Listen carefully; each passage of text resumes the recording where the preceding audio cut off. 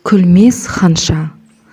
Баяғы бір заманда, бір патшалықтағы зәулім сарайда Күлмес ханша өмір сүріпті. Ішпегені алдында, ішкені артында, тоқшылықта тұрмыс кешіпті. Қалағанның бәрі сол бойда орындалады. Қызметшілері емеуріннен ақ бәрін түсініп, алдында зыр жүгіреді екен. Бірақ ханшаның қабағы ашылмайды. Күлмек түгілі күлімсіремейді екен.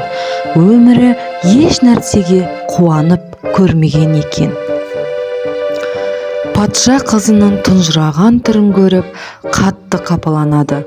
Ақыры амалы таусылған соң, кім қызымды күлдірсе, соған қызыммен қоса жарты патшалығымды беремін деп жар салады.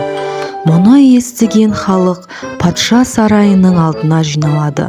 Жан-жақтан небір ханзада, боярлар, ақсүйектер де, қарапайым адамдар да ағылып кеп жатады. Күлдірушілер үшін арнайы салтанат ұйымдастырылады.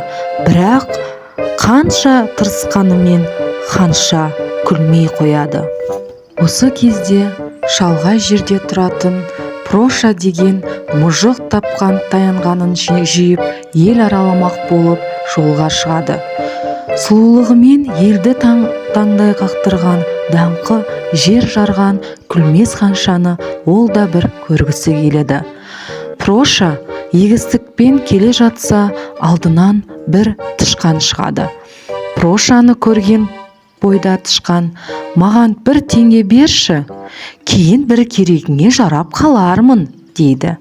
Проша әмиянынан 1 теңге алып тышқанға береді де әрі қарай жүре береді.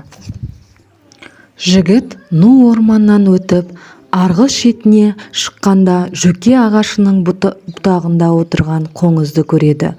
Қоңыз оған: «Маған теңгеңнің 1-еуін берші, кейін бір керегіңе жарармын», дейді.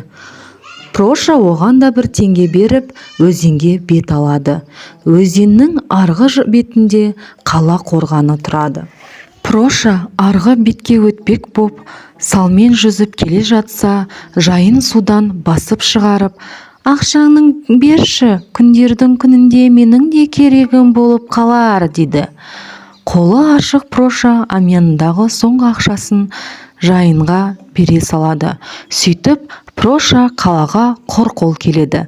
Мәрмәр тастан қаланған сарайды көргенде, жігіт аузын ашып таң қалады. Ханшаны көргенде есінен танып құлап қалады. Қайдан шыққаны белгісіз, осы кезде жайын, қоңыз, тышқан пайда болады. Олар дереу Прошаға жетіп келеді. Тышқан қалпағының шаңын қағады, қоңыз киімін қағып сілкілейді, жайын шыбын шіркейді қағып отырады. Мұны көрген Күлмес ханша ішек-сілесі қатқанша күледі. Патша сөзінде тұрып, қызын да, патшалығын да Прошаға береді. Барша мұратына жеткен Проша қайғысыз, қамсыз өмір сүріпті. Жайын, қоңыз, тышқан үшеуі Проша мен Күлмес ханшаға қонаққа келіп тұрады екен.